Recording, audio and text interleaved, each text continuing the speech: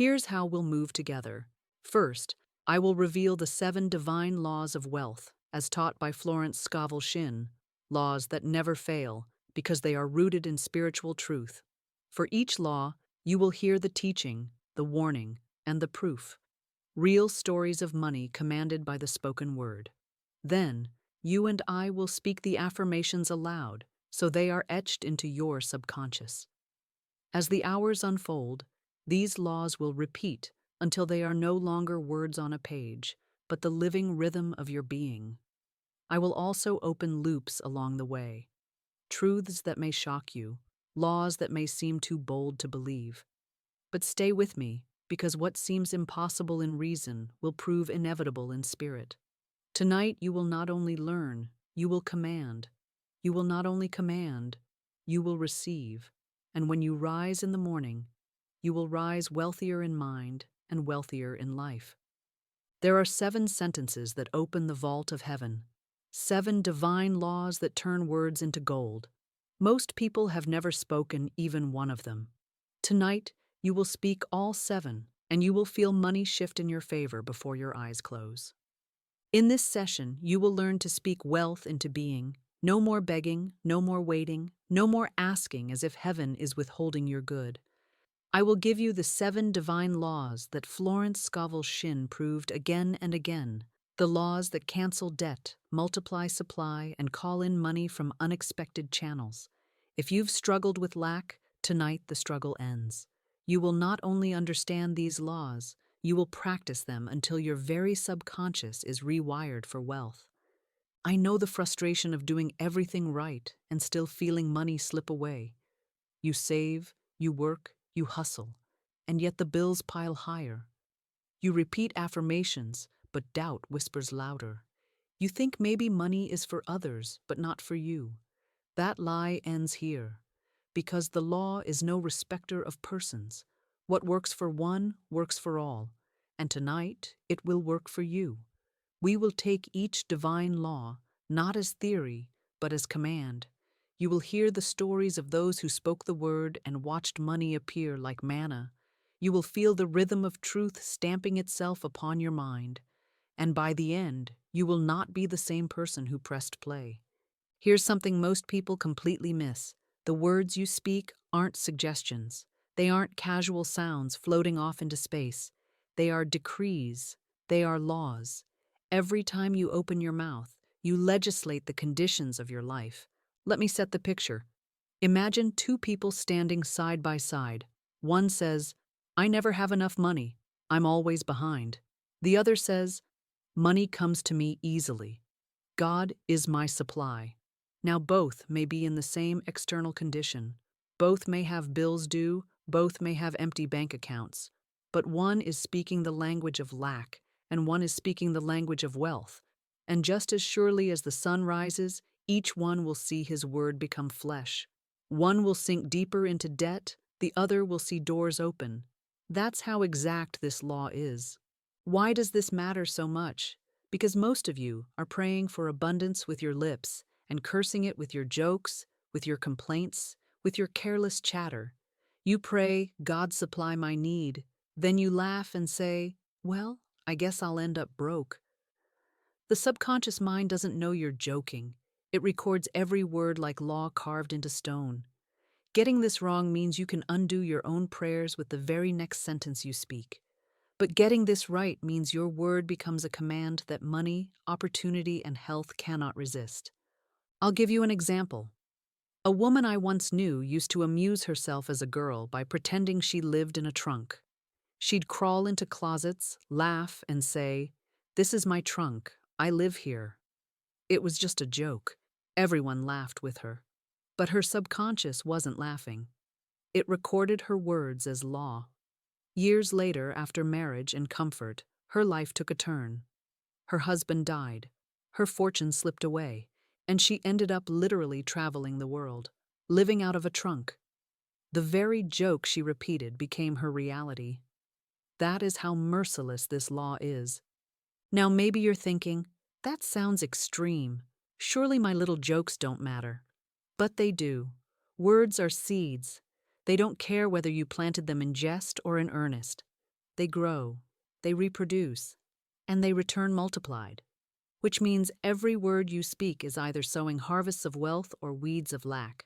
So, what is the solution? Stop treating words like they're casual. They are commands. Speak only what you desire to see grow. If you want wealth, speak wealth. If you want health, speak health. If you want love, speak love. Don't let your tongue cut records you don't want to hear again, because once recorded, they will play until you break them. Here's the affirmation I want you to plant right now. Say it aloud, not in your mind, because the spoken word is the creative force. I now break every false record. I speak only words of life and wealth. Say it again. Let it sink. I now break every false record. I speak only words of life and wealth.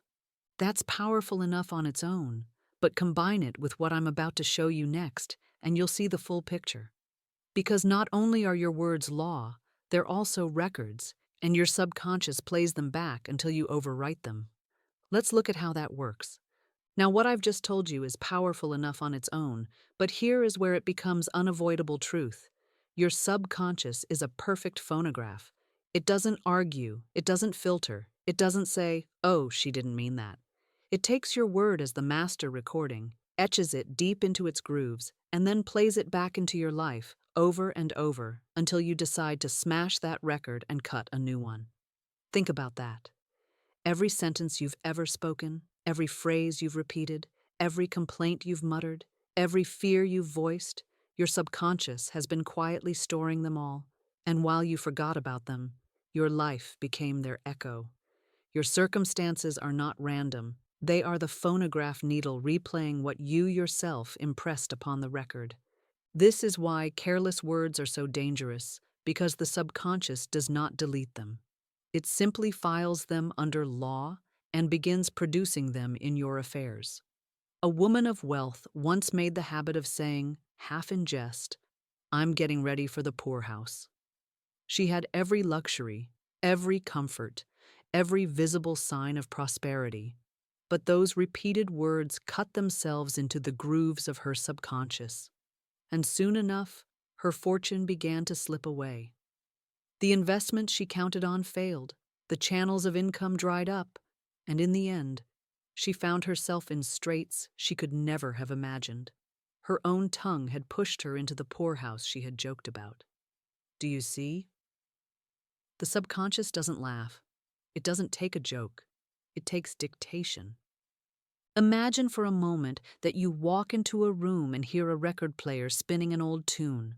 The song may be melancholy, it may be discordant, it may even be painful to your ears, but until you lift the needle or break the record, it will keep playing. That's exactly how your subconscious works. If you have been saying, "I never have enough," then that phrase is spinning in your life like a sad refrain, echoing in your finances, showing up in your bills, turning your efforts into dust. And no matter how hard you work, no matter how many books you read, if that old record is still playing, it will drown out every new desire. But here's the good news. You can smash the record. You can declare it null and void. You can impress a new one so loud, so strong, so filled with faith that the old grooves are erased and the new music becomes the only sound your life plays. That's why I ask you, what records are spinning in your life right now? What sentences have you been carelessly repeating? Do you often sigh, "I can't afford it"? Do you say, "I never catch a break"? Do you mutter, "I always get sick this time of year"? Those words, spoken once, may pass like the wind, but spoken 100 times, they become etched into the subconscious, and once etched, they replay themselves until you interrupt them. And this is why so many people feel trapped in cycles, because they don't realize they are listening to their own records. Now, someone may be thinking, "But Florence, how can I possibly remember every careless word I've ever said? Haven't I already ruined my life with years of negative talk?" I tell you no, because just as you created those grooves by speaking them, you can break them by speaking something higher. You don't have to trace every false record. You don't have to dig up every word of lack. You simply need to declare that every untrue record is demolished, that every groove of poverty and fear is shattered, and that from this moment forward, your subconscious only plays the music of truth, abundance, and success. It doesn't take years of reprogramming. It takes one bold word spoken in faith. So let's declare it together, with authority. I now demolish every false record in my subconscious mind. They return to the dust of nothingness, for they were never true. I now write new and perfect records of wealth, health, love, and perfect self-expression. These records play loudly, clearly, endlessly, until all I see, all I hear, and all I experience is good. Say it until you feel the shift. Say it until your heart beats with it. Say it until you know the old music has stopped and the new melody has begun. Now that you see the power of the subconscious record, let's go even deeper. Because it's not enough to smash the old. You must also speak the new. And when you bless what you have, when you speak wealth over even the smallest coin in your hand, you set in motion the law of multiplication. And that is where we turn next. Now we come to the heart of the matter, because it is not enough to break the false records. It is not enough to smash the old grooves of fear and lack. You must inscribe new ones. You must speak wealth. You must call it forth with the authority of one who knows that the tongue is the rudder of destiny, and that whatever you bless multiplies, and whatever you curse diminishes. This is the law of increase and decrease, and it is as exact as the rising and setting of the sun. If you speak blessing over what you have, however small, it grows. If you complain and belittle it, it shrinks before your eyes. Think of that the next time you hold $1 in your hand and sigh that it is not enough. That sigh is a curse. That complaint is a command to diminish. But lift that dollar, bless it, speak over it. This is God's money. This is infinite supply in visible form, and it multiplies under grace in perfect ways. And you will see the law of multiplication set into motion. I will give you a story that shows this so clearly that no reasoning mind can argue against it. A woman once came to me with only $2 in her purse. It was all she had to her name. Many would have pitied her. Many would have said, "You poor soul, how can $2 help you?" But I told her something different. I said, "We bless these $2, and we know they are the seed of increase. You have the magic purse of the Spirit. It can never be depleted. As money goes out, money must come in, immediately, abundantly, in perfect ways. We see your purse crammed and jammed with money, yellow bills, green bills, pink checks, blue checks, gold, silver, and currency. We see it bulging with abundance. The words painted such a picture in her mind that she felt her purse heavy with money. And so fearless was her faith, so real was the vision, that she even gave me one of her $2 as a love offering. She said, "I cannot hold lack, Florence. I must give and affirm plenty."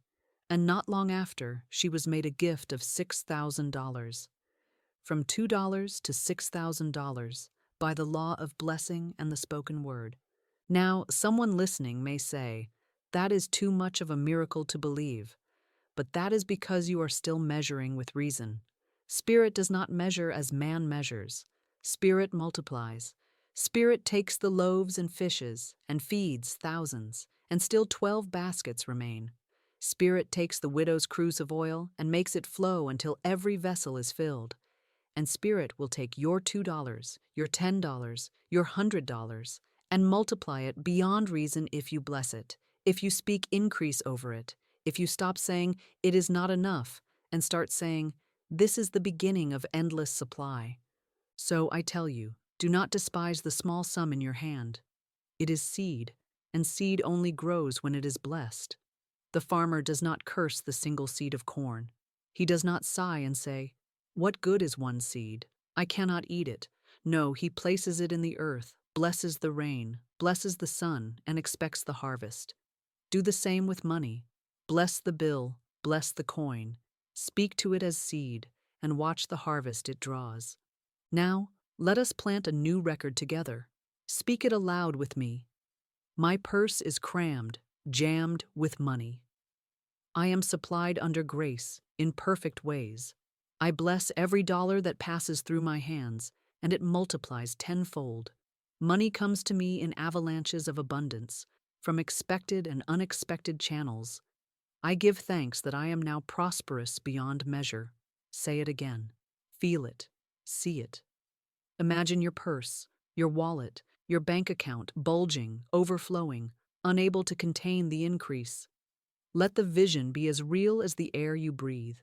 Because when the vision is real and the word is spoken, the law is activated, and nothing can stop its demonstration. This is why I say the law of the word is the first of all divine laws for wealth.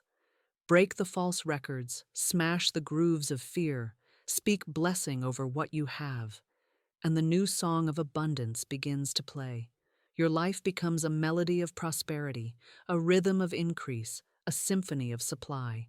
And once this law is established, all the other laws build upon it. Now that you have spoken wealth, let us move into the second law, because prosperity is not something you earn, it is not something you chase, it is not a paycheck or a client. It is God Himself as your unfailing supply. And when you know that truth, fear vanishes, and money begins to obey the divine law of flow. Here is a truth that will overturn every fear about money if you dare to believe it. Every demand already carries its supply. Nothing you truly need, nothing you are divinely guided to desire, comes without the means of fulfillment already prepared on your path. The world has taught you to chase after money, to beg for opportunities, to scrape and claw as if prosperity were a prize handed out to a chosen few. But divine law laughs at such nonsense, for God is no respecter of persons. What He has done for one, He does for all. The same Spirit that whispered the desire into your heart has already whispered the answer into your affairs. You cannot hunger without food being somewhere prepared. You cannot thirst without water being available to quench it. And you cannot call out for money, for supply, for abundance, without the channel of its fulfillment already standing open, waiting only for your recognition. Let me give you a picture, one so clear that you cannot mistake it. A woman once came to me, trembling, because she was about to be sued for $3,000. She had no money, no visible channel of provision, and the date of her court summons was already set. She wept. "Florence, what can I do? They will sue me. I will be disgraced. I have no way out." And I said to her, "My dear, God is your supply. Your good is already prepared. The money you need is not in the future. It is here, invisible, waiting for your word to call it forth." I spoke the word for her. I give thanks that you have received $3,000 in perfect time, in perfect ways. She went away, still trembling, but the seed was planted. Now listen to what happened. The date of the summons was fixed on the 15th of the month, and when that morning dawned, no money had appeared. She called me in desperation. "Florence, the day has come, and nothing has happened." I answered firmly, "Today is Saturday. They cannot sue you today. We hold fast the word. God is never too late." I took her out to lunch and said, "Order the most expensive thing on the menu. Act rich, show the law that you already have your supply." She obeyed, and we ate in joy, though appearances still mocked us. That evening, she telephoned me again, but this time her voice was bursting with wonder. "A miracle has happened," she cried. A cousin, whom she had not seen in years, had suddenly arrived in town. In casual conversation, he asked about her finances. She confessed her need, and without hesitation he said, "I will give you $3,000 on the first of the month." And the very next morning he telephoned again saying, "Come to my office today. I will give you the money now." Within 24 hours, the exact sum she needed was in her hand, and the lawsuit dissolved like a mist. Do you see what happened? The supply already existed. It was not created in that moment. It was already hers by divine right, but it had been invisible until faith called it into manifestation. Her cousin had been living his life, his resources ready, his channels open, but the divine timing required her to speak the word, to hold the faith, to act rich, even when lack screamed in her ear. The $3,000 was not conjured out of thin air. It was revealed from the invisible into the visible, from potential into form. And here is what you must understand. The same law holds for you. Every true need you have is already supplied. The money to pay your debts, the resources to build your dream, the abundance to live in comfort and joy. It already exists. You are not waiting for God to manufacture it. God has already finished His work. You are waiting only for your consciousness to align with the truth that it is yours. And that alignment comes by word, by faith, by refusing to tremble at appearances and daring to bless the invisible supply until it rushes to meet you. So let us speak together now, in the same spirit of that woman who received her $3,000. Declare with me, God is my unfailing supply. I now receive all that is mine by divine right. Money, opportunities, and blessings are prepared for me, and they come to me now, under grace, in perfect ways. Say it until your heart believes it. Say it until the fear dissolves. Say it until you feel the truth burning in your very bones. Because once you accept that supply already exists, the invisible channels swing open, and your prosperity becomes inevitable. This is the first movement of the law of prosperity. The next movement is even bolder, for it is not enough to know that supply exists, you must also prepare for it before you see it. You must dig your ditches, act your faith, and make room for what is already on its way. And that is where we go next. Here is a truth that may strike you as strange at first, but if you grasp it, your whole relationship with money will change forever. Faith must prepare before it sees. Faith does not wait for the evidence to show up and then begin to act. Faith acts as if the answer were already present, even while appearances deny it. Faith digs its ditches in the desert long before the rain clouds appear. Do you see? That is the essence of expectancy. And unless you are willing to prepare, unless you dare to act on your unseen supply, you will find that even when abundance tries to reach you, it finds no vessel ready to hold it. Scripture gives us the perfect picture of this. The prophet Elisha spoke to the kings and said, "Ye shall not see wind, neither shall ye see rain, yet make this valley full of ditches." In other words, you will not see the sign, you will not hear the storm, but dig anyway, prepare anyway, make room for the supply before you see it. And so the people dug, sweating in the dry valley, mocked by the dust, ridiculed by their own reasoning minds, and yet they dug. And when the morning came, the ditches were filled with water, water from nowhere, water without rain, water by divine decree. They had prepared, and therefore they received. Now, let me tell you a story of how this law works in daily life. A woman came to me in New York City at a time when apartments were nearly impossible to find. It was the great housing shortage, and everyone was saying, "It can't be done. There are no apartments. You will have to put your furniture in storage and live in a hotel." They pitied her. They mocked her hope. They told her to be realistic, but she would not take their counsel of fear. She said to me, "Florence, I am not at the mercy of appearances. I will find my right apartment." I told her, "Then begin to act as if it were already here. Dig your ditch. Prepare your blessing." She had been planning to buy new blankets, but the reasoning mind whispered, "Don't do it. You may not find an apartment. You'll waste your money." But she answered that lie boldly. She said, "I will buy the blankets, for they belong in my apartment. This is my act of faith. This is my ditch dug in the desert." She purchased the blankets with joy, thanking God for the home in which they would soon be spread. And not long after, the miracle unfolded. Out of hundreds of applicants, her name was chosen. The apartment she wanted became hers, perfectly suited, perfectly placed. The blankets had been her signal to the law, her declaration to the universe. "I am ready. My supply is here." This is why I ask you, what ditch will you dig? What step will you take today to prove your faith in unseen supply? If you desire more money, will you open a new account, blessing it as the channel of your increase? If you long for greater opportunities, will you prepare your portfolio, your resume, your tools, not as if you might need them, but as if you already do?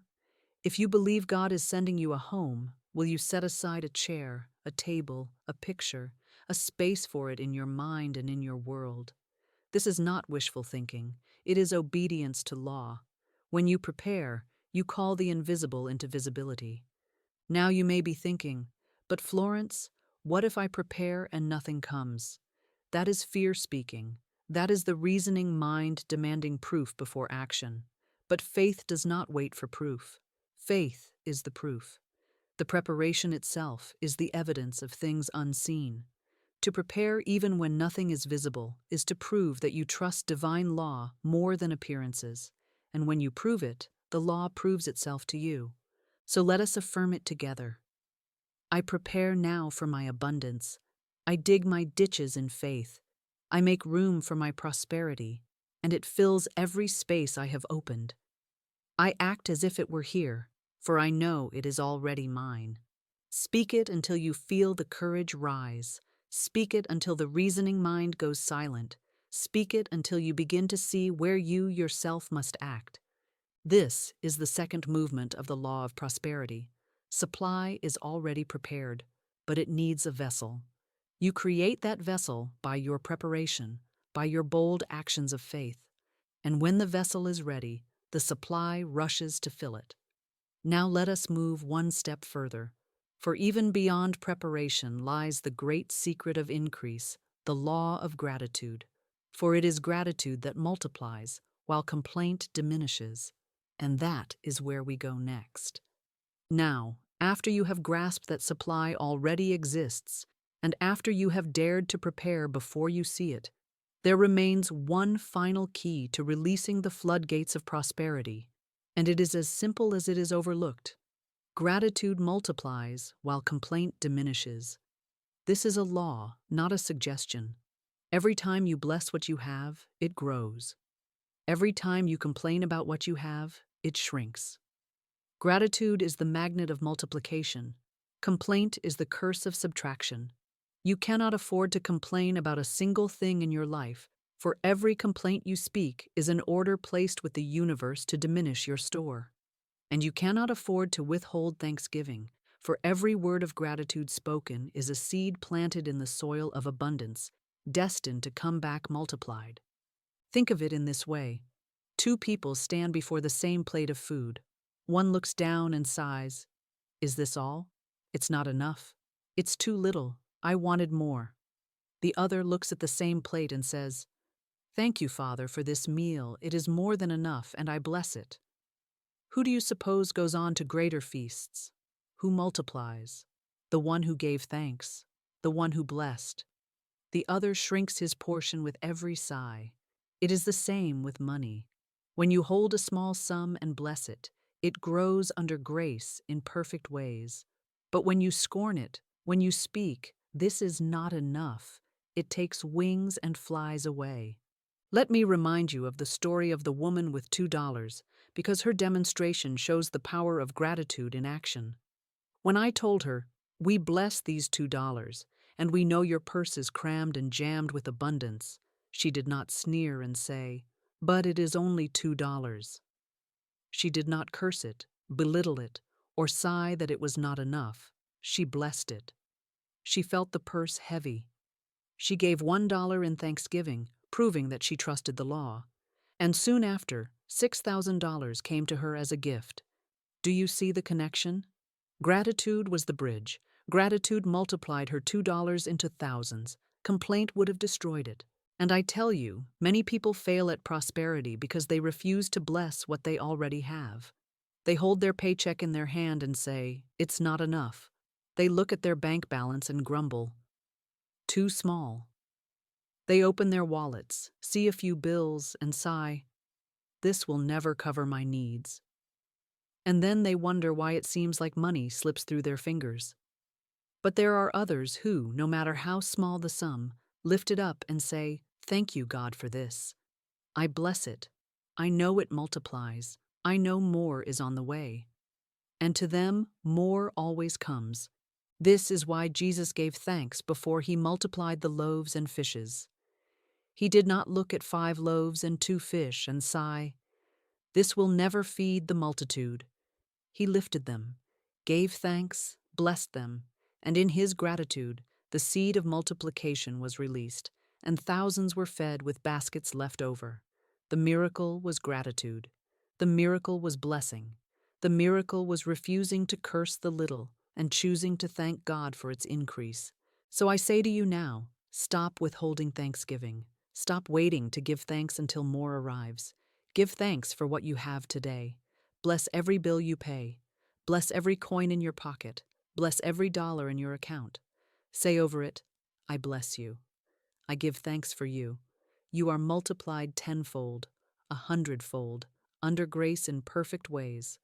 And then watch how quickly the law begins to move in your favor.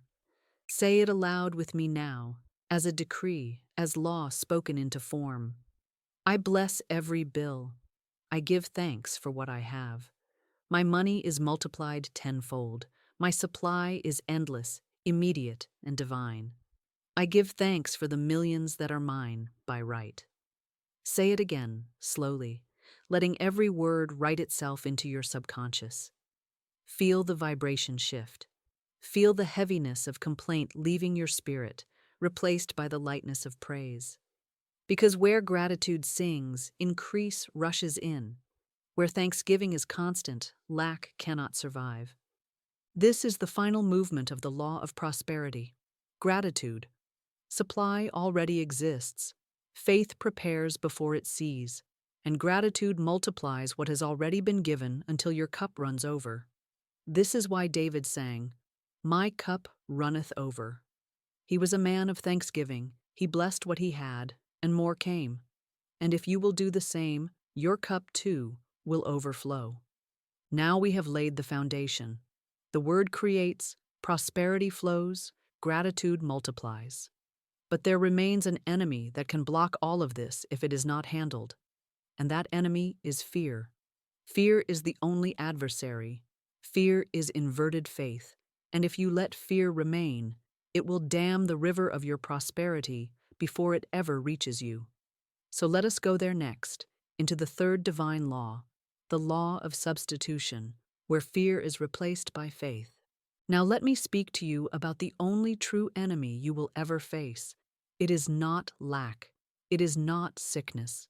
It is not other people conspiring against you.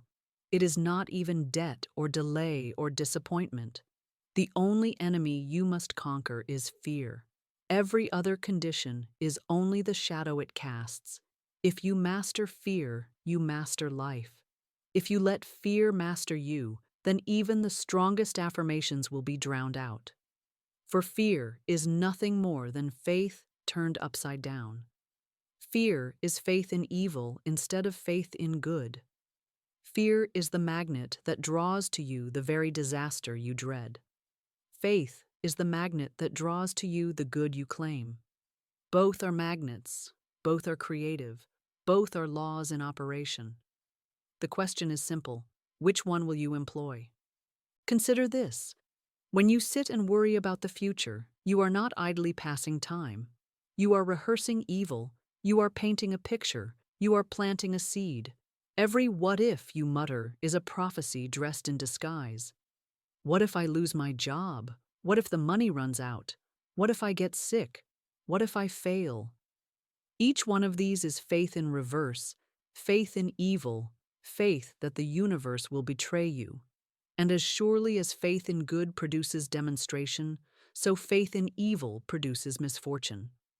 For law is no respecter of persons. It obeys whatever picture you hold with intensity, whether positive or negative. This is why Job declared, "The thing I feared has come upon me." He did not say the thing he hoped for. He did not say the thing he dreamed of. He said the thing he feared. Fear magnetized it into form. Let me tell you of a man I once knew, brilliant in mind but crippled by fear. He was always imagining the worst. His thoughts circled endlessly around what could go wrong. He would plan ventures, dream of possibilities, but then worry and fret until the very life drained out of them. Then one day, almost by accident, he read a small sentence on a wall. "Why worry? It will probably never happen." Those simple words struck his subconscious like a hammer. He saw in a flash that he had been pouring his energy into illusions, rehearsing disasters that never came. From that moment, his mind shifted. He stopped entertaining the parade of dread, and his whole life opened. Prosperity that had been delayed rushed in. Opportunities that had been circling came to rest. Fear had been damming the river, and when fear dissolved, the river flowed. Do you see what this means for you? It means that every fearful picture you carry is blocking your demonstration. Every tremor over bills, every whisper of "what if," every sleepless night rehearsing lack. It is all inverted faith, magnetic energy sent out to call back what you least desire. And you must learn to substitute faith for fear, to turn the magnet right side up, to stop rehearsing disaster and start rehearsing victory. You cannot stop thoughts from presenting themselves, but you can choose which ones to entertain. When fear knocks, you answer with faith. When fear whispers, you shout the truth. When fear paints its dark picture, you tear it up and replace it with the radiant picture of divine supply. So let us declare it together, boldly, not as a timid wish, but as a command that rewrites the record. I now substitute faith for fear. Only good can come into my life. The thing I feared is erased. The thing I love is manifest. I am fearless, for God is with me. Say it slowly, letting the words sink deeper than your fear. Say it until your body loosens, until your shoulders release, until your heart knows the truth. Fear has no power, for it is only faith inverted, and faith can always be turned back toward the good. This is the first step in the law of substitution. You cannot entertain fear and expect wealth. You cannot rehearse disaster and expect miracles. You must choose. You must substitute.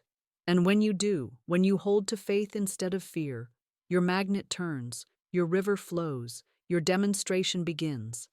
But there is more, for the law of substitution is not only about replacing fear with faith, it is about facing the lions that fear conjures, and when you face them, you find that they are harmless. That is where we go next. Once you have understood that fear is inverted faith and that it must be substituted with trust in the good, you come to the next step, facing the lions. Because make no mistake, fear will often appear to you as a roaring beast, something so overwhelming that you think it will devour you whole. And yet, when you step forward in faith, you will discover that the lion is nothing more than a shadow, nothing more than an appearance, nothing more than a test of whether you will tremble or whether you will stand. Scripture gives us the perfect symbol of this in Daniel. Cast into the den of lions, surrounded by sharp teeth and hungry growls, he did not cry out in despair. He did not run in circles. He did not waste breath on panic. He held fast to his faith, and the lions were made harmless.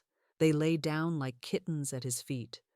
That is the picture of what happens when you dare to face your fears with truth. The beasts that threaten to consume you are revealed as powerless. But let us bring this out of the ancient story and into the present, because the law works just as surely today as it did in Babylon. A woman once told me of her experience traveling by sea. The fog had rolled in so thick that the ship could not move. It was halted, stuck, the captain unable to see even a few feet ahead. The passengers grew restless, anxious, murmuring about delays, whispering of danger. That fog was their lion. It looked immovable. It looked deadly. It looked like an enemy with teeth. But this woman remembered the truth. She said to herself, "There are no fogs in divine mind. I give thanks for the sun." She did not wring her hands. She did not pace the deck. She did not surrender to fear. She spoke the word. She faced the lion. And soon enough, the fog lifted, the sunlight broke through, and the ship moved forward into clear waters. The lion had turned to nothing because she dared to face it with faith. Now think of the lions that have been circling you. Perhaps they are bills on your desk, debts that snarl at you with deadlines. Perhaps they are reports of sickness, growling with threats of weakness. Perhaps they are voices of people around you, predicting failure, criticizing your dreams, roaring that you will never succeed. These are the lions in your den. And I tell you, the moment you dare to walk toward them with the declaration of truth, they become harmless. The bill becomes paid, the sickness dissolves, the voices are silenced or turned into allies. But you must face them. You must walk up to the lion. You cannot hide in the corner of the den, trembling and begging for mercy. You must declare, God is with me. I will not fear. So many people try to run from their lions. They hide from their bills. They avoid their challenges. They shrink from their opportunities because they feel unworthy or afraid. But the more you run, the louder the lions roar. The more you face them with faith, the quicker they fall silent. I say to you now, whatever lion is circling you, walk up to it in your mind's eye. Look it in the eye and say, you are no enemy. You are only a shadow. God is with me. I am fearless. Let us declare it together as law, as decree, as the substitution of faith for fear. I walk up to the lion and find an angel in armor. I am fearless, for God is with me. Say it again, see it. Feel the courage rise within you. Imagine the lion bowing its head, its teeth turning to light, its roar turning to silence. Imagine yourself walking out of the den, unharmed, victorious, untouched. That is the truth of the law of substitution. Because when you face your lions, they do not consume you, they transform. What once roared as danger becomes the very proof of your protection. What once seemed immovable becomes the stage of your miracle. And what once threatened to devour you becomes the very place where God proves himself in your life. This is the second movement of the law of substitution. First, you see fear as inverted faith and refuse to entertain it. Then you face the lions of fear with courage, walking toward them instead of away.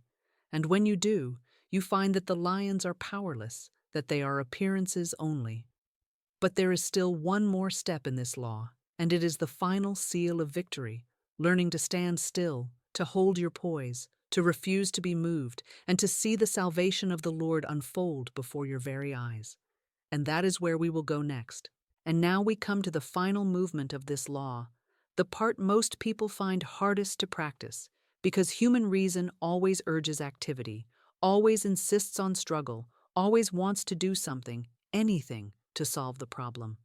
But divine law often requires you to do the opposite, to stand still, to be unmoved, to hold your poise and your peace even when appearances scream at you to panic.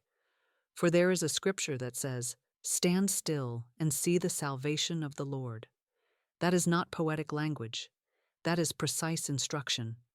It means that when fear rises, when lions roar, when the storm rages, your first duty is not to wrestle, not to flail, not to run in circles, but to remain steady, rooted, calm, confident that the law of good is already at work and that your victory is assured.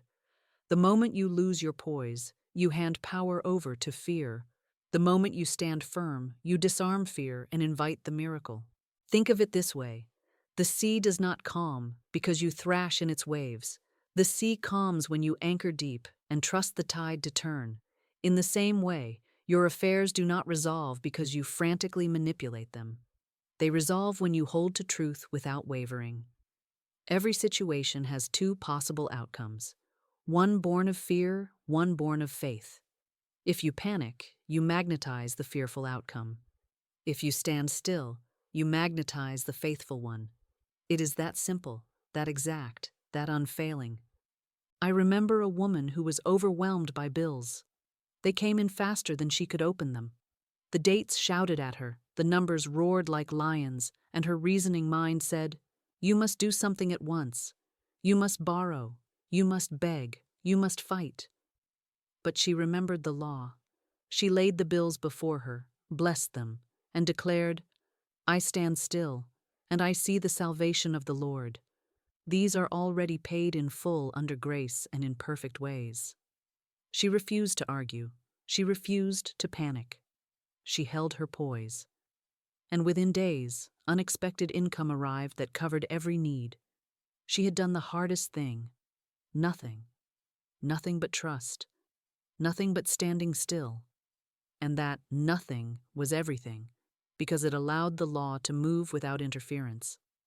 How often have you made things worse by rushing into panic action? How many times have you tried to fix a situation by human effort, only to tangle it further? You cannot heal fear with more fear. You cannot fix disorder with more disorder. But when you stand still, when you refuse to give fear even one drop of energy, then the law of harmony rushes in, and the solution arrives in a way you could never have planned. That is why the word says, "Ye shall not need to fight this battle. Set yourselves, stand ye still, and see the salvation of the Lord." The battle is not yours. It belongs to the law. So let us practice this poise together now. Take a deep breath, release the tension, and say aloud, "I stand still, and I see the salvation of the Lord. I am unmoved by appearances. I am calm, confident, and secure, for God is my defense and my supply. The victory is already mine." Say it again until the tremor leaves your voice, until the fear in your chest gives way to peace, until you feel the calm assurance that the matter is already settled. Because the moment you reach that calm, the battle is over. You may not yet see the result, but the law has already delivered it. This is the conclusion of the law of substitution. First, you recognize fear as inverted faith, and you replace it with trust in the good. Then you face the lions that fear projects, and you find them powerless. Finally, you stand still, holding your poise, and you see the miracle unfold. When you practice this threefold movement, fear has no place in you, and your whole life shifts into the vibration of faith. And that, beloved, is the great substitution. Fear for faith, trembling for triumph, panic for poise. Once you master it, you will never again be ruled by dread, because you will know that every fearful image is only a shadow waiting to be dissolved by the light of truth. Now that you have conquered fear and stood still in the certainty of faith, we must move to the next law, a law that may surprise you, a law that runs opposite to human instinct, but that opens the floodgates of divine flow. It is the law of non-resistance, the law that teaches you to agree quickly, to stop fighting shadows, and to let the river of life carry you into your good. And that is where we will go next. Now that you have learned to stand still in faith and watch fear dissolve, you are ready for one of the most misunderstood laws in the whole spiritual game of life. It is the law of non-resistance. And here is the truth that startles the reasoning mind. Whatever you fight, you strengthen. Whatever you resist, you magnetize. Whatever you push against, you give energy to. Most people spend their whole lives in resistance. They fight circumstances, they fight other people, they fight debts, they fight sickness, they fight the world itself. And all the while, they wonder why their burdens grow heavier, why their enemies multiply, why their problems seem to circle back larger each time. But I tell you, resistance is gasoline on the fire. The more you fight, the more you feed what you hate. The law is exact. What you give attention to, you magnify. Think of the debtor who spends all his energy arguing with his creditors, resisting the debt, fighting against it with words of bitterness, cursing every bill as it comes. What happens? The debt grows larger, the fight intensifies. His mind becomes so filled with resistance that he leaves no room for supply to flow. Or think of the man who carries resentment toward another, replaying the wrong over and over in his mind, arguing with it in silence, resisting the person in every thought. What happens? The resentment deepens, and he begins to attract the same kind of treatment from others. Resistance locks him into the very pattern he wishes to escape. It is the same in nature. If you push against a current, if you fight the tide, if you thrash in the water, you tire yourself and risk drowning.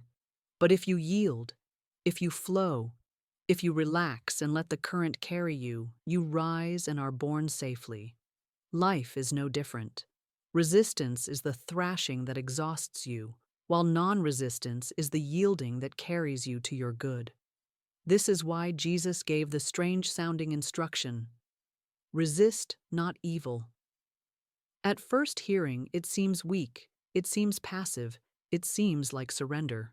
But in truth, it is the highest form of strength. For to resist is to acknowledge power in the evil. To refuse resistance is to declare that it has no power, no reality, no law to support it. Non-resistance withdraws your energy from the appearance and leaves it to dissolve of its own weight. Let me give you a picture. A woman once told me of her endless quarrels with a neighbor. Every word the neighbor spoke in criticism, she resisted. Every action that offended her, she fought against in her heart.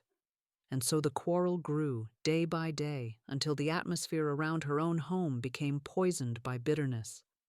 I instructed her to cease resistance. Bless her, I said. Send her goodwill, refuse to engage, refuse to fight. At first it seemed impossible, but she obeyed. She blessed where she had cursed. She yielded where she had fought. And soon the neighbor grew silent, harmony returned, and peace filled her home. The quarrel had been kept alive by resistance. Once non-resistance was practiced, the fuel was gone, and the fire went out. Now you may ask, Florence, does this mean I must accept injustice? Must I lie down and let wrong walk over me? Number non-resistance is not weakness. It is not passive acceptance of evil. It is the refusal to give evil any reality by fighting it. When you resist, you affirm its existence. When you refuse resistance, you affirm only God's law of harmony. You do not strengthen the shadow, you turn on the light, and the shadow vanishes. This is strength, not weakness. This is mastery, not surrender. So I say to you now, examine your own life. Where are you fighting? Where are you resisting? Is it against debts, against sickness, against people, against circumstances? Do you see that the fight itself is feeding the very thing you hate? Stop pouring oil on the fire. Withdraw your resistance, and the fire will go out. And let us affirm it together as a decree of freedom. I do not resist. I let divine order handle this perfectly. I release every battle. I refuse to fight shadows. I flow with the law of good, and only good comes to me. Say it aloud until you feel the resistance drain away, until your shoulders loosen, until the burden lifts. For when you release the fight, you make space for the miracle. This is the first movement of the law of non-resistance, to recognize that fighting creates more fight, that resistance strengthens what you fear, and that the only way out is to withdraw your energy from the battle and let the law of harmony do its perfect work. But the law goes deeper still. It tells us not only to cease resistance, but to actively agree quickly, to settle matters at once, to disarm the adversary by refusing to let conflict linger. And that is where we must go next. Now that you see how resistance fuels the very conditions you despise, let us move into the second movement of this law, one that shocks many because it seems so contrary to common sense, and yet it is one of the greatest secrets of spiritual mastery. Jesus gave the command, agree with thine adversary quickly, whiles thou art in the way with him. At first, that sounds like surrender, like yielding your rights, like letting yourself be cheated. But look closer, for it is nothing of the sort. To agree quickly with the adversary does not mean you approve of wrong. It means you refuse to lock horns with it, refuse to give it energy by resisting it, refuse to let it linger in your atmosphere as a battle. It means you dissolve it swiftly by disarming its power in consciousness.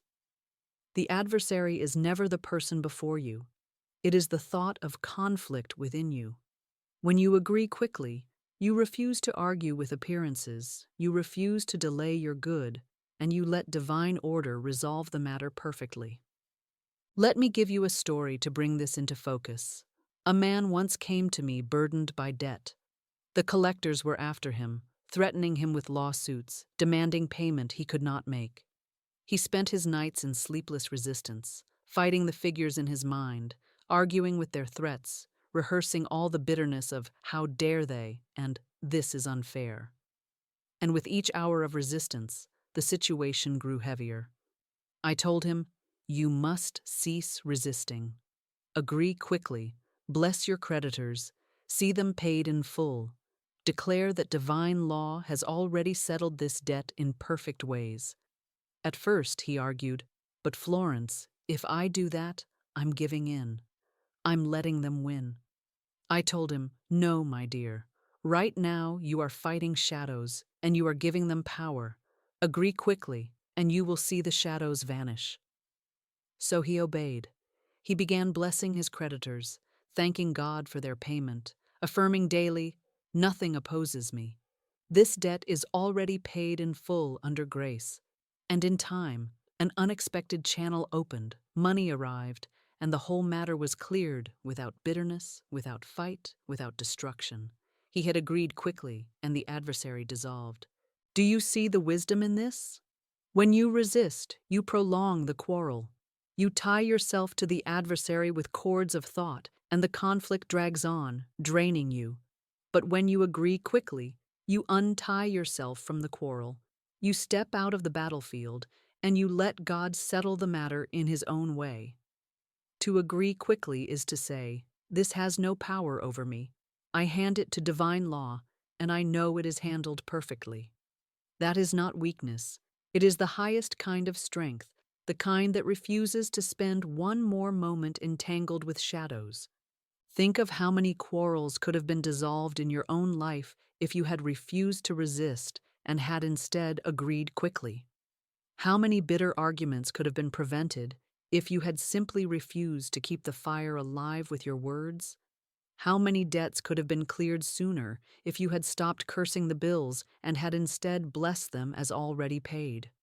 Agreement is not defeat, it is victory, because it refuses to give evil a stage on which to perform.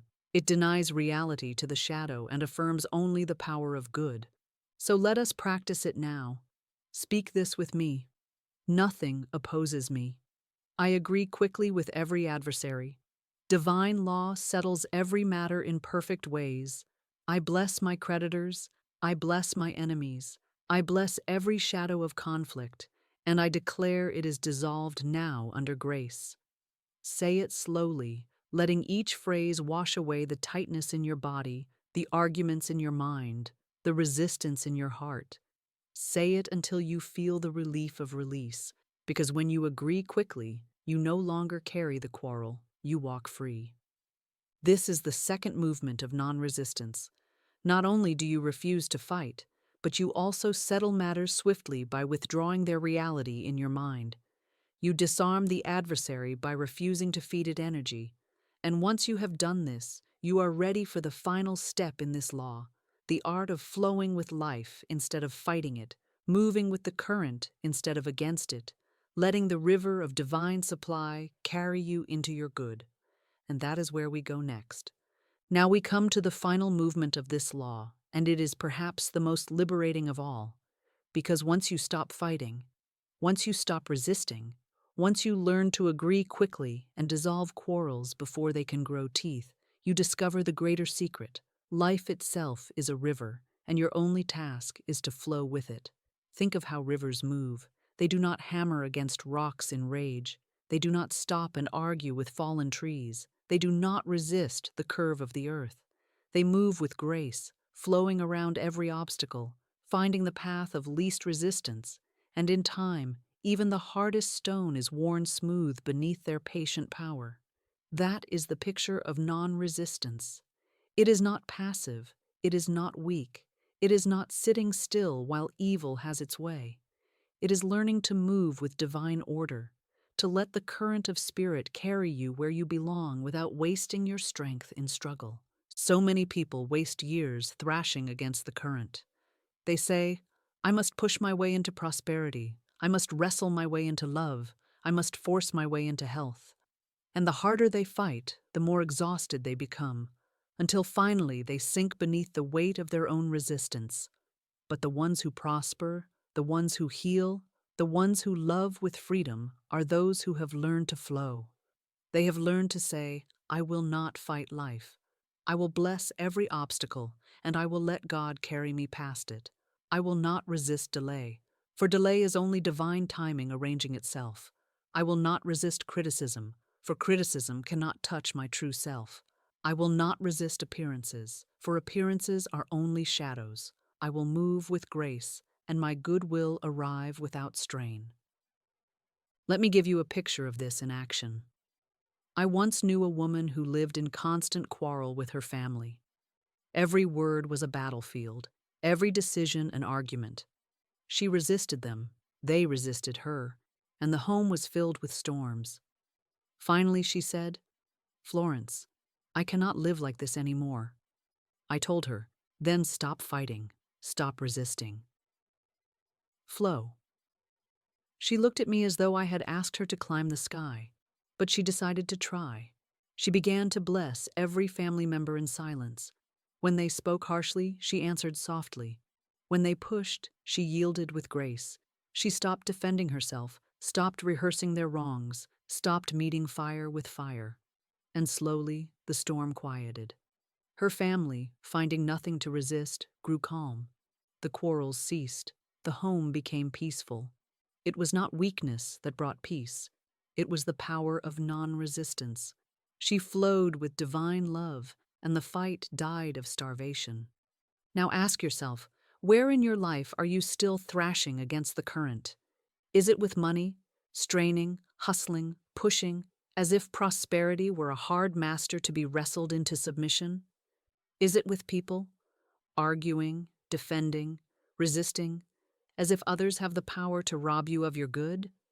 Is it with life itself, complaining about timing, about delays, about setbacks, as if God were late or careless? Beloved, hear me. You can stop fighting. You can rest. You can trust that the river knows the way. So let us declare it now as a vow of freedom. I flow with life, and life flows with me. I do not fight. I do not strain. I do not resist. I am carried by the current of divine order into my perfect good. Every obstacle is dissolved, every delay is divine timing, and my prosperity comes to me easily, freely, joyously, under grace. Say it until you feel your heart loosen. Say it until your body exhales. Say it until you sense the current of life carrying you forward like a boat released from its anchor. This is the final movement of the law of non-resistance. You stop fighting and you start flowing. You stop wasting your strength against shadows, and you start allowing divine law to work without obstruction. And in that flow, supply comes without strain. Opportunities arrive without struggle, and peace fills your life where conflict once raged. This is mastery, not fighting, not forcing, but flowing. Now you have seen it. Fighting creates more fight. Agreeing quickly dissolves the quarrel, and flowing opens the way for supply to rush in. This is the law of non-resistance, and when you master it, life ceases to be a battlefield and becomes a river of grace. And now, having laid down the weapons of struggle, you are ready for the next law, the law that governs all sowing and reaping, the law that explains why some live in cycles of misfortune while others overflow with blessing. It is the law of karma and forgiveness, the law of seed time and harvest, and that is where we shall go next. Now we arrive at a law as old as time itself, a law that no man can escape, a law so simple that even a child understands it, and yet so exact that it explains every condition in your life. It is the law of sowing and reaping. Scripture puts it plainly, "Whatsoever a man soweth, that shall he also reap." Every thought, every word, every deed is a seed, and the ground of your subconscious is always fertile, always ready to bring forth the harvest of what you plant. You do not sow apples and reap oranges. You do not sow thorns and reap figs.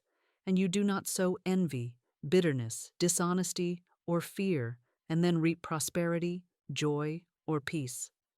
The harvest always matches the seed, and the law never fails.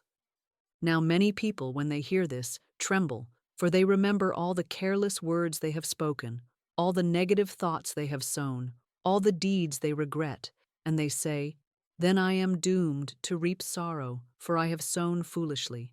But remember, the mercy of the law is this: a new seed cancels the old, a higher vibration erases a lower one.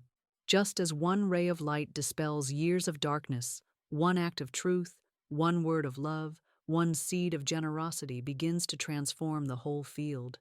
You are never locked into yesterday's harvest. At any moment, you can begin sowing anew, and the law will respond without delay. Let me show you how exact this law is. I once knew a man who had cheated in business.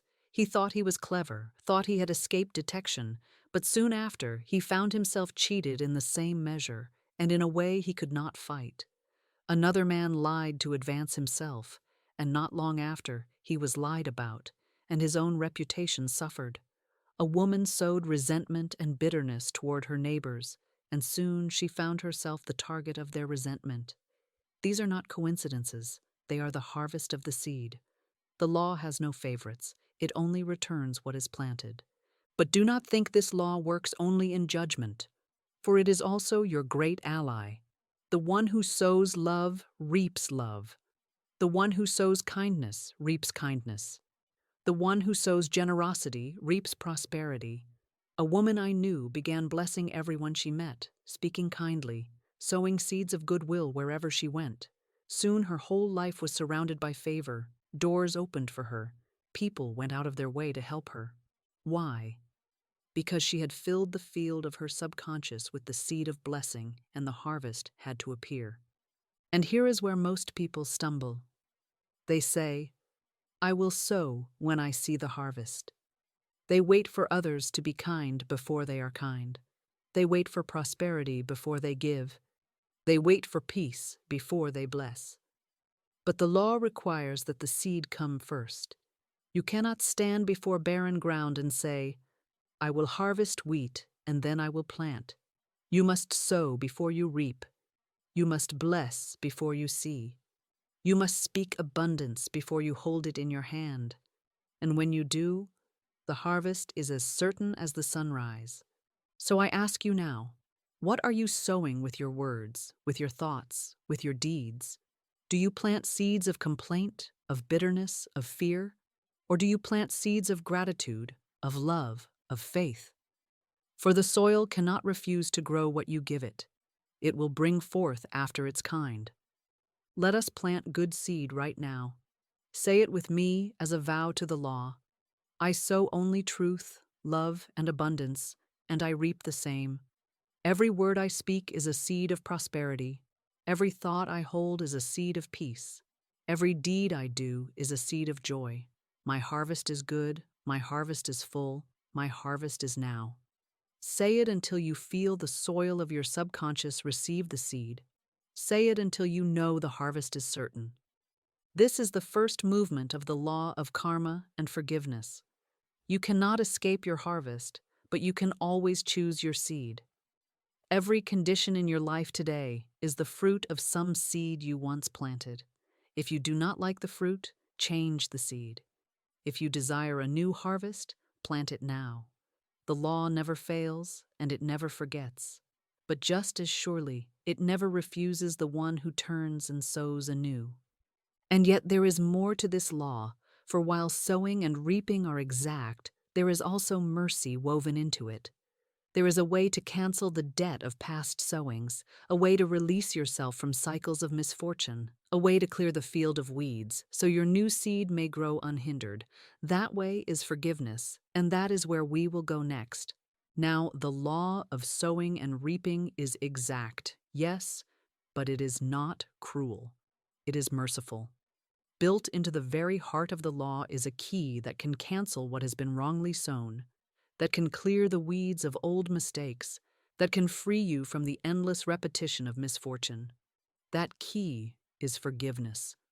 Without it, the cycles of karma would trap you forever, circling back mistake after mistake, harvest after harvest, until you were worn down with hopelessness. But God in His mercy has given you the power to forgive, and in forgiving, to erase. Forgiveness is the great eraser, the cosmic solvent, the spiritual reset. When you forgive, you cancel the debt.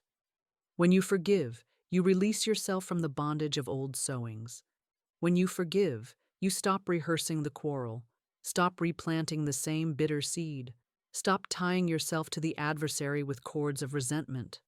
Forgiveness unties the knot and sets you free. Think of how many people live their whole lives chained to some old hurt, some wound they nurse for years, refusing to let it go. They replay it in their minds like a record, speaking of it to anyone who will listen, carrying it as proof of how unjustly they have been treated. And yet they wonder why new misfortunes keep coming, why the same kind of people keep crossing their path, why the same bitterness keeps circling back. It is because they are sowing the same seed every day by refusing to forgive. The harvest repeats because the planting repeats, and until they forgive, the cycle cannot break. I remember a client who came to me once, weary of the constant pattern of disappointment in her life. Every venture failed, every relationship soured, every effort ended in frustration. As I listened, I discerned the root. She carried a deep bitterness against someone from her past, an enemy she swore she would never forgive.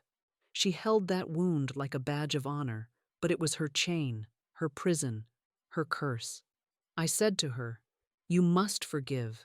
You must let it go. Not because he deserves it, but because you deserve freedom. Until you forgive, you will keep planting the seed of resentment, and the harvest will keep returning to you in new forms." She resisted, but finally, out of desperation, she obeyed. She began affirming daily, "I forgive everyone. I am free, and they are free. The past is wiped out. Only love remains." And slowly, like a field being cleared, her life began to change. The old cycles broke. Opportunities appeared. Relationships sweetened. The harvest turned.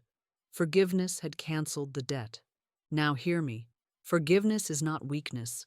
Forgiveness is not saying that wrong was right.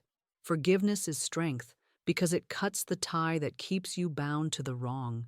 It severs the karmic cord. It says, "You cannot chain me anymore. I release you, and in releasing you, I release myself." Forgiveness frees the forgiver even more than the forgiven. That is why Jesus said, "Forgive, and ye shall be forgiven." Because the act of forgiving others cancels the karmic harvest of your own misdeeds. Mercy extended becomes mercy received. Forgive, and the law erases your debt as well. And do not forget, you must also forgive yourself. Many people carry guilt like a stone on their back, punishing themselves for past mistakes, rehearsing their shame, chaining themselves to failure. But guilt is simply another form of unforgiveness, another form of replanting the old seed. When you forgive yourself, when you declare, "That is over, that is erased, that has no power over me," you release yourself into the vibration of freedom. And freedom is the only soil in which new prosperity can grow. So let us affirm it together as a decree that breaks chains. I forgive everyone. I release everyone. I forgive myself. The past is wiped out. It is dissolved. It is erased. I am free, and all others are free. Only love remains. Only good returns. Only God rules my life. Speak it with authority. Speak it until the bitterness melts. Speak it until the burden lifts. Feel the field of your life being cleared, the weeds of old resentment being pulled up, the soil being made fresh for new seed. That is the miracle of forgiveness. This is the second movement of the law of karma and forgiveness.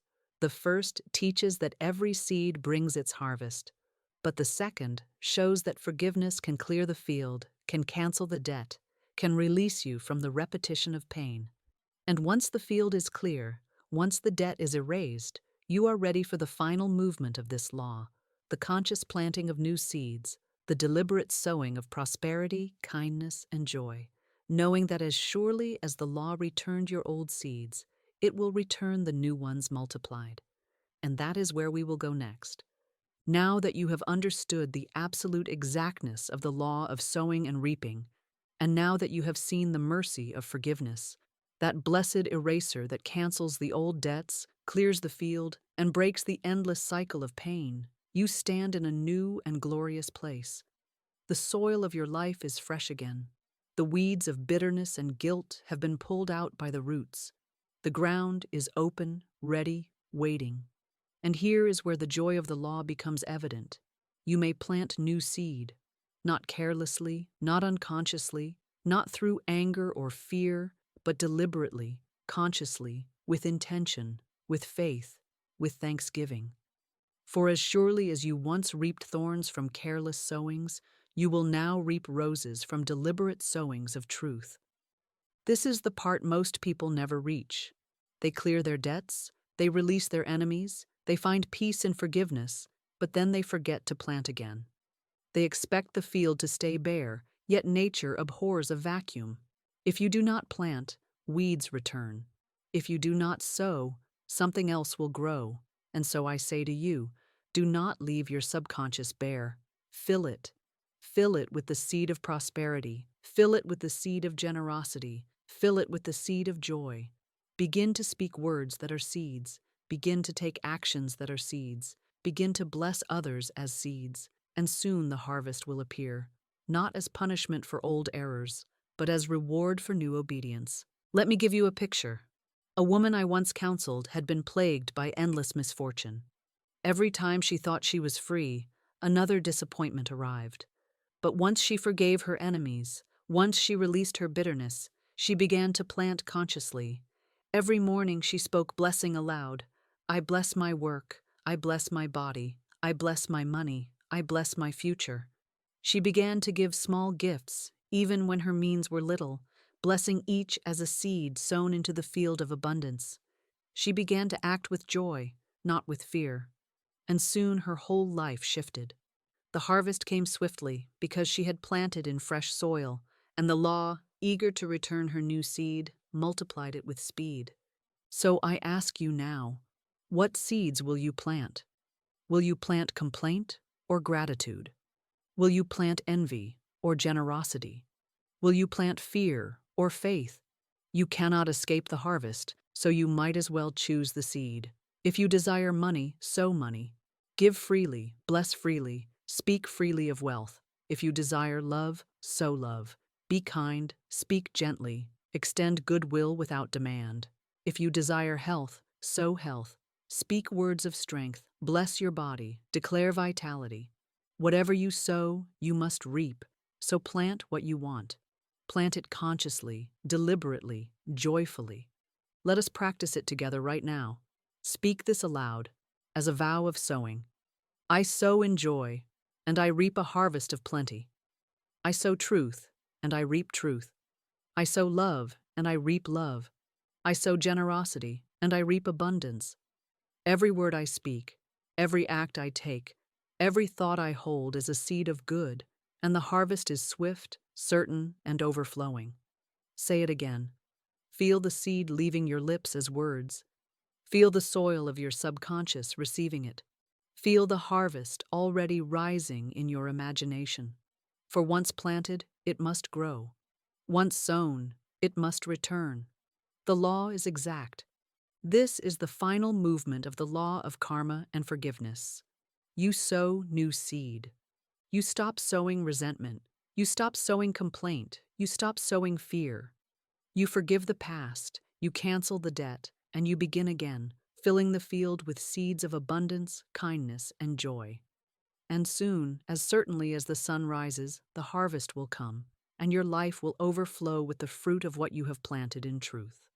And now that you have learned to sow deliberately, to forgive freely, and to harvest joyfully, you are ready for the next law, the one that assures you that there is already a perfect plan for your life, a design waiting to unfold, a right place, right people, right work that belong to you and you alone. It is the law of divine selection, and that is where we will go next. Now that you understand the law of sowing and reaping, and how forgiveness cancels the debt and new seed multiplies, you are prepared for a revelation that frees you from the restless struggle to figure life out on your own. It is the law of divine selection. And the first truth you must know is this: there already exists a perfect design for your life. You are not drifting through a meaningless world, groping in the dark, trying to carve out a place that does not belong to you. Long before you were born, long before you spoke your first word, long before you faced your first obstacle, the divine mind conceived of you in perfection.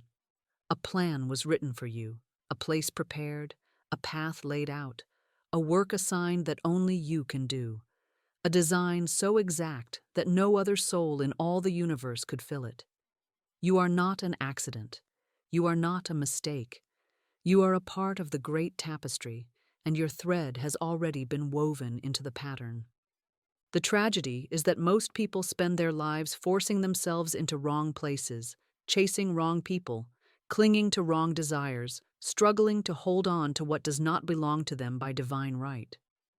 They hear the whisper of intuition guiding them to their perfect path, but they drown it out with fear, with ambition, with jealousy, with pride. And so they live out of place, and because they are out of place, they find nothing but resistance and delay. But when you know the truth, that there is already a divine design, you stop struggling to invent your destiny, and you begin to align with it. And when you align with it, the way opens, the right people appear, the right work unfolds, and you find yourself at home in the universe. Let me give you an example. A woman once came to me, desperate for a particular man to be her husband. She was fixed on him, convinced that he was the only one who could make her happy. She prayed for him, begged for him, claimed him, and yet he would not commit. She was trying to force what was not hers by divine selection. I told her, do not cling to him. If he is yours by divine right, nothing can keep him away.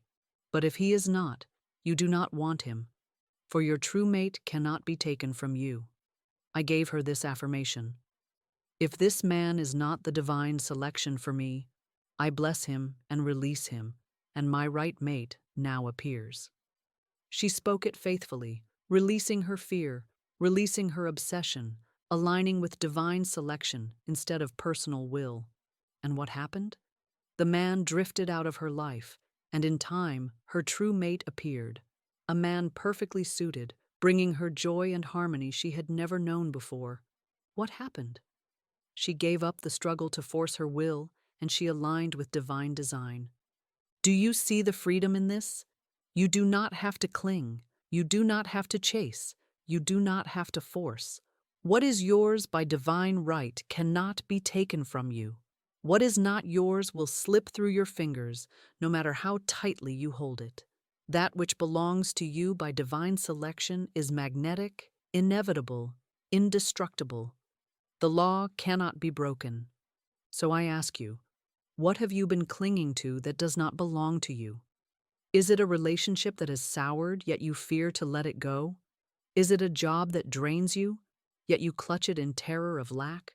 Is it an ambition born of envy, not of inner guidance? Whatever it is, release it, bless it, let it go. Because if it is truly yours, it will remain. And if it is not, then its departure is only clearing the way for what is truly yours to appear. Say this aloud with me now as a decree of freedom. What is mine by divine right cannot be withheld. What is not mine by divine right will be released, and only my own will appear. I am safe, I am guided, I am free. Speak it until the clinging loosens, until the fear dissolves, until the peace of divine order fills you. For there is a design, and when you trust it, you rest. This is the first movement of the law of divine selection, knowing that a perfect pattern exists for your life, already finished, already waiting, and that you do not have to struggle to invent it. You only have to align. And once you accept that truth, you can move into the second movement, learning to release wrong desires, to let go of substitutes, and to watch as the right ones appear. And that is where we will go next. Now that you know a perfect design exists for your life, you must also learn how to release the wrong patterns and desires that try to take the place of the right ones. For here is a law that many miss. Whenever you cling to the wrong thing, you block the right one from appearing. The wrong must be released so that the right can substitute itself in your affairs. Human will often tries to force its way into what looks attractive, but is not aligned with the divine plan. It says, I must have this house, I must have this person, I must have this opportunity, and if I do not, all is lost. And so it clings, it begs, it schemes, it fears. But divine law says, if this is not yours by right, it will be removed. And if it is yours, it will remain or return. If it is not, its substitute will appear, and that substitute will be better, richer, more suited than you can imagine. That is why Jesus taught, not my will, but thine be done. For personal will often seeks the wrong, but divine will never fails to deliver the right. I remember a young woman who came to me, distraught over a man she loved, whom I shall call A.B. She was convinced that her whole future depended on him. She prayed for him, she clung to him, she wept over him. But he was not interested in marriage, and her heart was breaking. I told her, release him. If he is yours by divine right, nothing can keep him from you. But if he is not, you must let him go. Say instead, if A.B. is the right man, he is mine now. If he is not, someone still better and more suited to me now appears. She resisted at first, for the reasoning mind always fears that letting go means losing everything. But in time she obeyed. She released him to divine order. And what happened? A.B. faded from her life, but in his place came the true substitute, a man who was kind, loving, generous, and ready for marriage. He became her husband, and her joy overflowed. She once told me, if I had married A.B., I would have been miserable. He was not mine. My true mate could not appear until I released him. Do you see? The wrong was replaced by the right. The false was substituted with the true. This is how divine selection works. When you surrender the wrong, the right rushes in. When you cling to the wrong, the right is delayed. And the universe is never late, never careless. It is simply waiting for you to stop clinging to shadows so it can place substance in your hands. Many people block their prosperity because they are holding tightly to something that is not theirs. They cling to a job that no longer suits them, clinging in fear, and because of that, the right work cannot arrive. They cling to relationships that sap their energy, afraid to be alone, and so the right companionship cannot come. They cling to possessions that belong to the past, cluttering their lives, and so the new blessings cannot enter. The substitute cannot appear until the false is released. So I ask you plainly, what are you clinging to today that may not belong to you by divine right? Is it a person, a position, a possession? Are you keeping something in your grasp out of fear when divine law is waiting to place something better in your hand? Release it, let it go. Say, if this is mine, it stays. If it is not mine, its perfect substitute now appears. And then trust, because once you open your hand, once you clear the space, once you show faith that you do not need to cling, the substitute arrives. And it will be better than what you tried to hold, because it will be aligned with your divine design. Let us decree it together, as a release, as an invitation for the right to appear. If this is not mine, its perfect substitute now appears. I release every false desire. I release every wrong pattern. Only the right remains. Only the true appears. Only what belongs to me by divine right can stay in my life. Speak it until you feel the loosening, until you feel the fear leaving, until you feel the calm assurance that what is truly yours can never be taken, and what is not yours can only burden you until it departs. This is the second movement of the law of divine selection, learning to substitute the right for the wrong, to release the false so the true can take its place, to let go of the counterfeit so that the genuine may appear. And once you learn this, you are ready for the final step in this law, discovering your perfect self-expression, your right place, your right work, the very thing you were designed to do. For when you find that, you cease drifting, you cease forcing, you cease imitating others, and you step boldly into your own destiny. And that is where we will go next. Now we come to the crown of this law, the point toward which all the others in this section lead: perfect self-expression. For if there is a divine design for your life, and if you learn to release the wrong so the right may appear, then it follows that there must also exist a right place for you to be, a right work for you to do, a perfect expression of who you are that fits you like a garment and fulfills you like no substitute ever could. And until you find this place, until you step into this work, you will feel restless, dissatisfied, out of rhythm, because your soul knows there is more. But once you find it, once you align with it, everything flows. Doors open, energy rises, joy fills your days. You stop struggling to imitate others and begin to live your own life, the one you were designed to live from the beginning. Most people spend their lives in the wrong place, doing the wrong work, forcing themselves into molds that do not belong to them. They chase careers because others said they should, or they cling to positions out of fear, or they try to live someone else's dream instead of listening for their own call. And so they struggle, they fight, they feel empty, unfulfilled, restless. But the truth is that each soul has a perfect pattern, a divine occupation, a right work waiting to be expressed.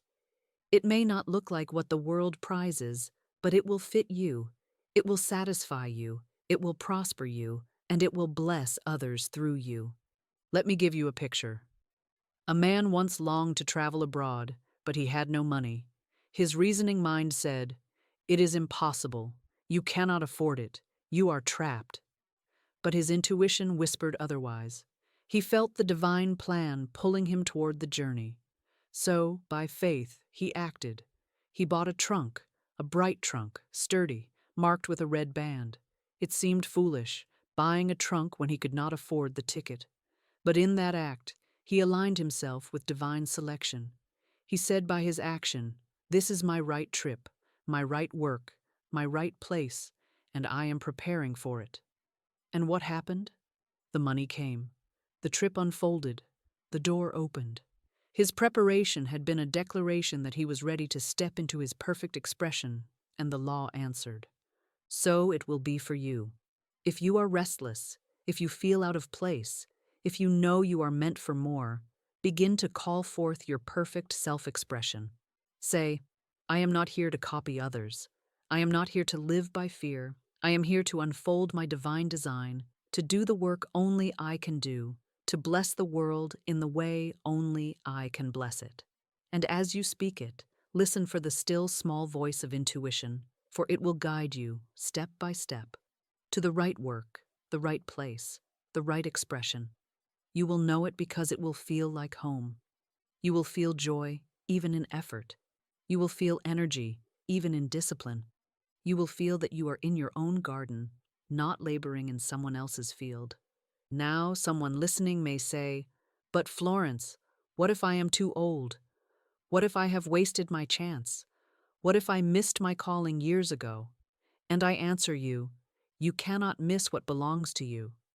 The divine plan is eternal. It waits patiently. It does not vanish. You can step into it at any moment, and when you do, the wasted years dissolve, the missed chances vanish, and time itself bends to bring you quickly into your fulfillment. Age is nothing to the spirit. The only delay is in your own refusal to claim it. But once you claim it, the doors open, and what was lost is restored. So let us speak it together, as a decree that aligns you with your right place. I now express my perfect work in the perfect way. I am divinely selected for my right place, and no one else can fill it. My perfect self-expression unfolds now, under grace, in a magical way. Say it until you feel the truth stir within you, until the restlessness turns to peace, until the energy of right work begins to vibrate in your very bones. For once you are aligned with divine selection, life ceases to be a struggle and becomes a song. This is the final movement of the law of divine selection. Knowing there is a perfect design for your life, releasing the wrong to allow the right, and stepping into your own perfect self-expression. And once you live here, Once you stand in your right place, once you labor in your right work, the whole universe conspires to prosper you. For prosperity, love, health, and joy cannot be withheld from the one who is in his divine place, expressing his divine design. And now, having aligned yourself with divine selection, you are ready for the final law, the crowning principle, the magic thread that ties all the others together. It is the law of intuition, the still small voice, the inner compass, the magic path that never fails. For it is one thing to know the laws, but without guidance you stumble. With intuition, you are led step by step into every demonstration. And that is where we shall go next. And now we come to the law that binds them all together, the law that makes every other principle alive and practical in daily living. You may know that your words create. You may know that prosperity is your divine right. You may know how to dissolve fear, how to stop resisting, how to forgive, and how to step into your divine design. But unless you have guidance, clear, unfailing guidance, you will stumble, you will hesitate, you will turn aside. That guidance is intuition. Intuition is the magic path. Intuition is the compass of the spirit. Intuition is the voice of God within you, always ready to lead you step by step into your demonstration. And here is the truth that most people overlook. Prayer is how you speak to God, but intuition is how God speaks back. Think of how many prayers are spoken daily, pleas for money, for healing, for love, for direction. And yet how often the answers are missed, because people expect the heavens to thunder or the angels to shout. They ask, but they do not listen. They cry out, but they drown out the reply with their reasoning mind. But God does not argue, God does not shout, God does not push. He whispers, He nudges. He places a hunch, a sudden knowing, a still small voice that says, "This is the way, walk ye in it." And if you will listen, if you will obey, you will find yourself led straight to your good, by paths so simple, so direct, so unforeseen, that the reasoning mind could never have arranged them. Let me give you a story to make this plain. A woman once came to me with only $8 left to her name. Reason said she should stay in New York, find work, cling to every penny. But her intuition whispered, "Go home." It made no sense. She had barely enough money for the fare. Yet she obeyed. She took the little she had. She followed the inner voice. She walked the magic path. And what happened? Upon arriving home, she met an old family friend who, hearing of her situation, made her a gift of thousands of dollars. Her whole life turned because she dared to obey one little nudge, one small voice. Prayer had gone up, and intuition was the reply. How many of you have prayed for guidance and then ignored the answer because it seemed foolish, too small, too ordinary? You prayed for money, and intuition said, "Call this person," but you dismissed it. You prayed for healing, and intuition said, "Stop eating that food," but you laughed it off. You prayed for opportunity, and intuition nudged you to step into a place you had never been, but you said, "That can't be it." And so you missed the answer. Beloved, hear me. Intuition never explains itself. It does not give you the whole map. It gives you the next step. And if you take it, the next step is revealed. If you refuse, the path remains hidden. So I say to you, begin to practice listening for the reply. Before you sleep, say, "I shall awake knowing exactly what to do. My path is made clear." And in the morning, obey the first clear hunch you receive. Do not argue.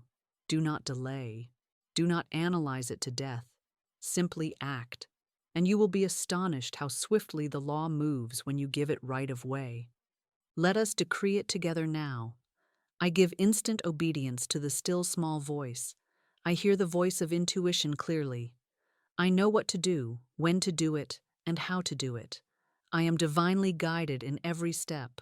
Speak it until you feel calm assurance rising. Speak it until your mind quiets and your heart steadies. For intuition is the language of peace. It does not pressure, it does not frighten, it does not confuse. It guides with stillness, and it confirms itself with harmony. This is the first movement of the law of intuition, to understand that prayer is your word to God, but intuition is God's word back to you.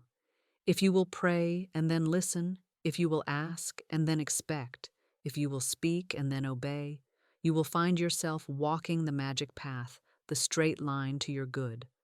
And once you grasp this, you are ready to go deeper, to understand that God has weapons and ways you know not of, and that through intuition He opens channels you never dreamed existed.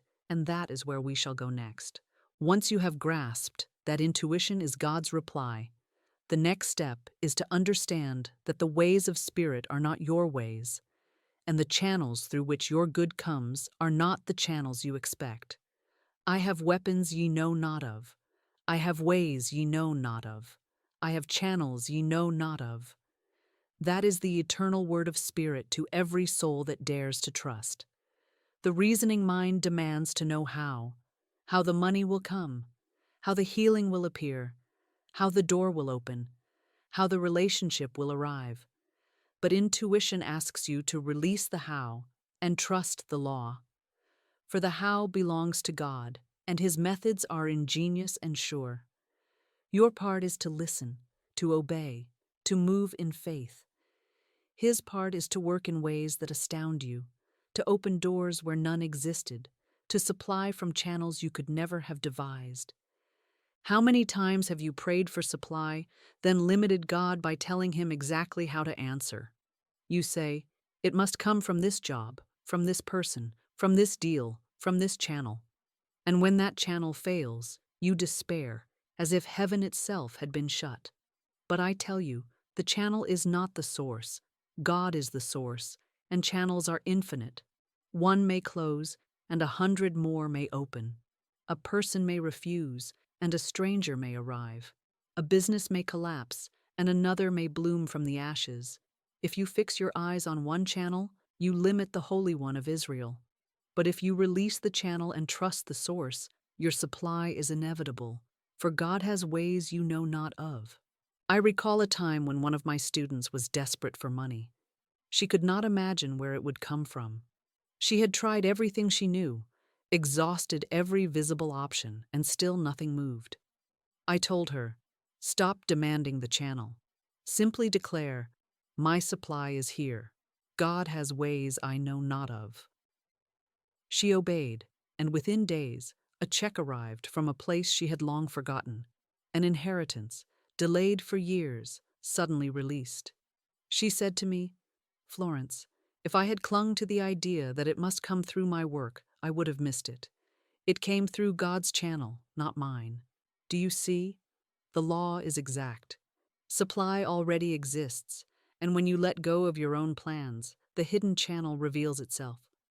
Another time, a woman was desperate for a home. The reasoning mind said it was impossible.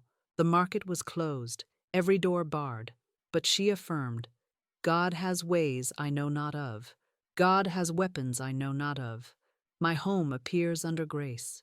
Soon, without seeking, she was introduced to someone who had a property, unlisted, unseen, perfectly suited to her needs. The home was hers, not through force, not through bargaining, but through divine ways. This is why I tell you, intuition is the key. It whispers, "Call this person." It nudges, "Take this road." It says, "Look at this ad." And if you obey, you will see the hidden channels open.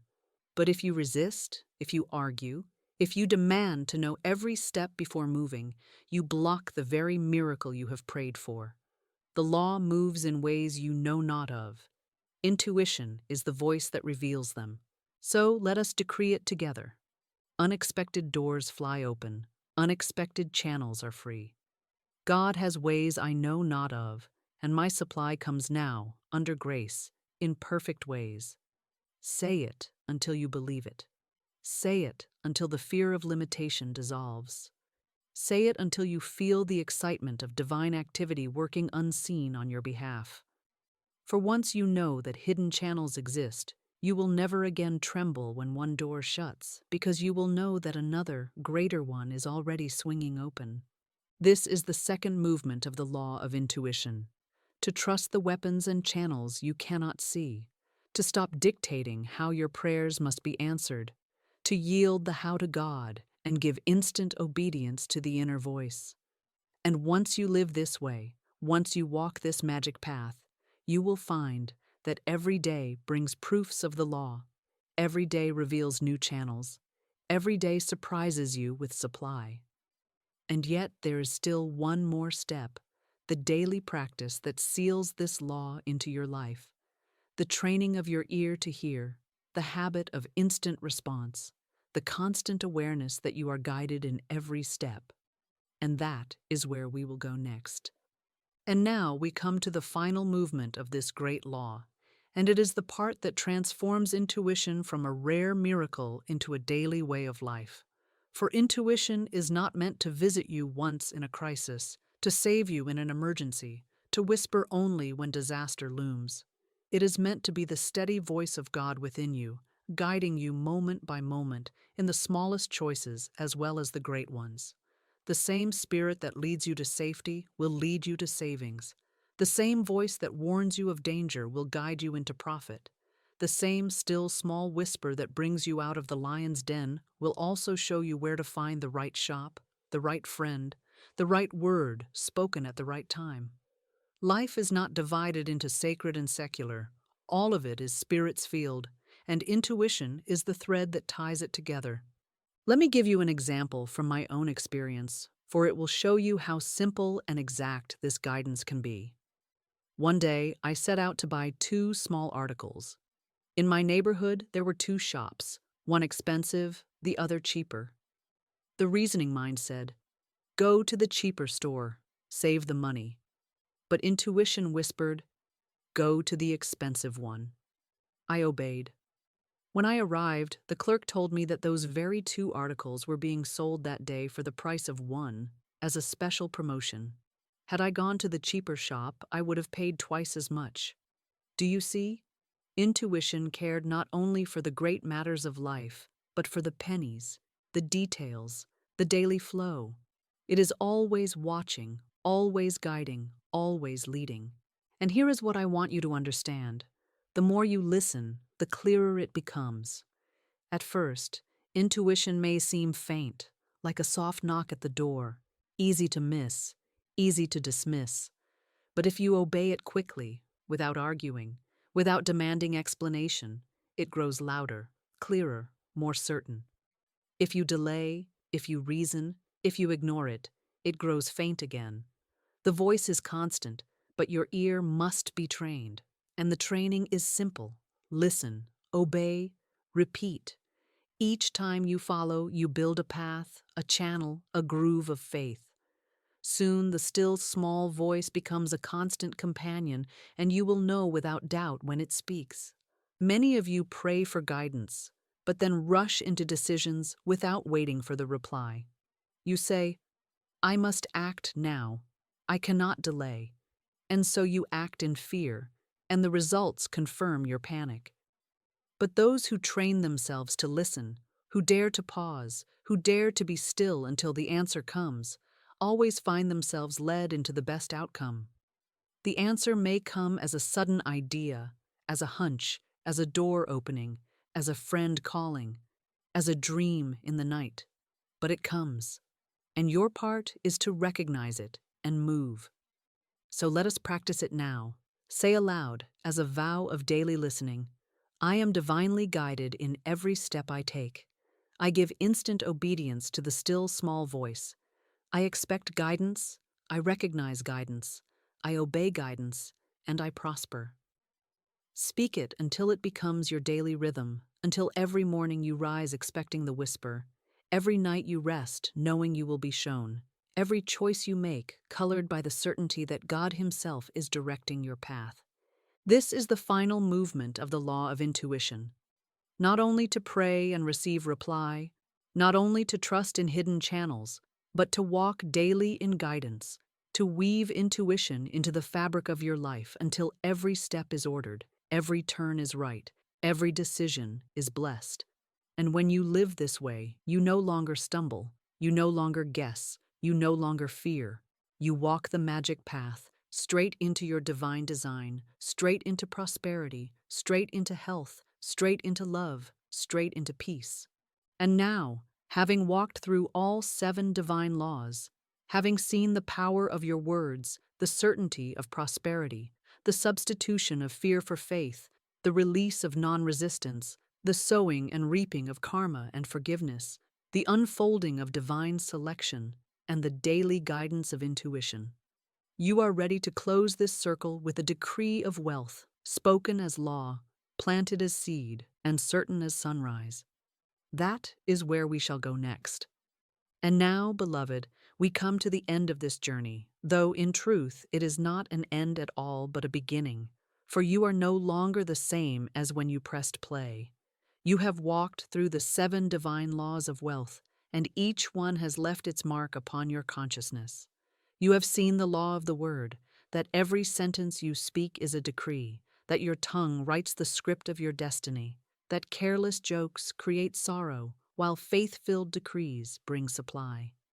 You have seen the law of prosperity, that God is your unfailing source, that supply already exists, that faith prepares before it sees, and that gratitude multiplies until your cup runs over. You have seen the law of substitution, that fear is nothing but faith inverted, that when you replace fear with trust, the lions lose their teeth, and that by standing still in poise, you see the salvation of the Lord unfold. You have seen the law of non-resistance, that fighting only creates more fight, that agreeing quickly dissolves the quarrel, and that flowing with life opens the way for prosperity to rush in without strain. You have seen the law of karma and forgiveness, that every thought and word is a seed that returns, that forgiveness cancels the debt and clears the field, and that by sowing new seed of generosity, truth, and love, you reap a new harvest of joy. You have seen the law of divine selection, that there is a perfect design for your life, a right place, a right work, a right mate, that what is truly yours cannot be taken, and that releasing the wrong allows the perfect substitute to appear until you stand in your own perfect self-expression. And finally, you have seen the law of intuition, that prayer is your word to God, but intuition is God's word back to you, that He has weapons and channels you know not of, and that by daily listening and instant obedience you walk the magic path, straight and sure into your good. Do you see how complete this is? Do you feel the weight of it in your soul? You are no longer drifting in confusion, no longer chained by fear, no longer victim to appearances. You are a master of the spoken word, a sower of conscious seed, a forgiver who cancels debts, a non-resistant soul who flows with life, a chosen one aligned with divine design, and a listener to the voice within that never fails. Wealth is no longer a distant dream for you. It is law, it is seed, it is decree, it is yours. So let us seal this journey with a final affirmation, spoken not as a wish, but as a law, planted deep in the soil of your being. I now speak wealth. I now sow wealth. I now live wealth. My divine supply is endless, immediate, and unfailing. Every bill is paid, every debt dissolved, every door is open. I walk in my right place. I express my right work. I follow the magic path of intuition, and I prosper now, under grace, in perfect ways. Speak it aloud. Feel the vibration of truth echo through your whole being. Say it until your spirit knows it cannot fail. For once spoken in faith, it is already done. And yet, before we part, I must give you a warning. There is one sentence more dangerous than fear, one phrase more destructive than lack, one word that cancels blessings and shuts every door. It is a phrase that most people speak daily without knowing it, and until it is erased, no law can work fully. In my next message, I will reveal this deadly phrase, and I will show you how to banish it forever. For once it is gone, nothing will remain to stop the flood of your prosperity. So do not stop here. Do not let the seed lie uncultivated. Click now and continue into the next revelation. For your wealth is not only near, it is here, pressing at the door of your consciousness, waiting for you to remove the last obstacle. Tonight you have sown the 7 laws. Tomorrow you will reap, and the harvest will be greater than you have dared to imagine.